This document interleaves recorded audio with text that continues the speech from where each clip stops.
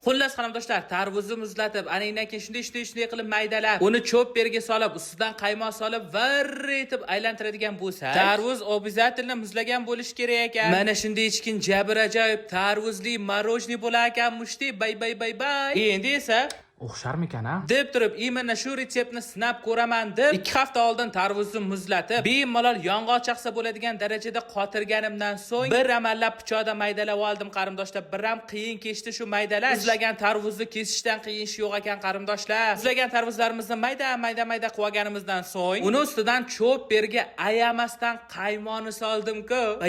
Bay. Hozirdan buni mazasi qanaqa chiqishini tasavvur qilyapman. Ogohlantiraman qarindoshlar, bunday ichkin muzli marojniyni hamma cho'pperlar ham qilib bera olmaydi. Qarabsizki, bizning tarvuzdan tayyorlangan marojnimiz tayyor. Rangini, chiroyliligini qaranglar buni. Albatta bu marojniyni degustatsiya qilishdan oldin o'ziga mos bo'lgan Xitoydan zakaz qilingan mindechkin marojniy stakaniga soldim. Ko'rinishini qarasanglarchi, qimmat restoranlarda beradigan marojniyga o'xshadimi?